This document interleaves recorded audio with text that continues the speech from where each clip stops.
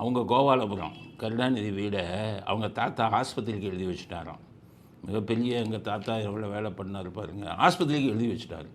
நாங்கள்லாம் பிறந்து வளர்ந்த குழந்தைகளாக இருந்து ஓடி ஆடி விளையாடிய இல்லம் கோபாலபுரம் இல்லம். அந்த வீட்டை தன்னுடைய காலத்திற்கு பிறகு ஒரு மருத்துவமனை ஆக்க வேண்டும் என்று எழுதி கொடுத்திருக்கிறார் டாக்டர் கலைஞர் அவர்கள். கருணாநிதி இறந்து எத்தனை வருஷம் ஆகுதுன்னா 8 வருஷம் ஆகுது. கோபாலபுரத்தை ஆஸ்பத்திரிக்கு எழுதி வச்சுட்டாரு அப்படின்னு சொல்கிறாங்க. யார்? உதயநிதி. எம்ஜிஆர் அவருடைய உயிரில் அவருடைய ராமாவரம் தோட்டத்தில் வாய் பேசாத காது கேட்காத குழந்தைகளுக்கு பயிற்சி இது நடத்துறதுக்கு ஒதுக்கி கொடுத்தார். இப்போ நீங்கள் போங்க, ஆலந்தூரில் தான் இருக்குது. ராமாவரம் ஏரியாவுக்கு போங்க, ராமாவரம் தோட்டத்தில் எம்ஜிஆர் வீடை பாருங்கள். அங்கே பூரா வாய் பேசாத காது கேட்காத குழந்தைகள் இருக்கா இல்லையாங்கிறத பாருங்கள். இவங்களது எழுதினார், ஆஸ்பத்திரி கொடுக்க போகிறேன்னு எழுதினாருன்னு இவங்க சொல்லிக்கிட்டு இருந்தாங்க. இவர் இப்போ பெருமையாக சொல்கிறார், ஆஸ்பத்திரி கொடுத்துட்டாரு. ஆஸ்பத்திரி கொடுத்துட்டாருன்னீங்கன்னா மூக்காமுத்து செத்ததுக்கு பாடியை கொண்டு போய் உங்கள் வீட்டில் கோபாலபுரத்தில் தானே வச்சிங்க. அப்போ ஆஸ்பத்திரியாக மாதிரி இருந்தால் மூக்காமுத்து உடலையும் உங்கள் வீட்டில் போய் வைக்கிறீங்க.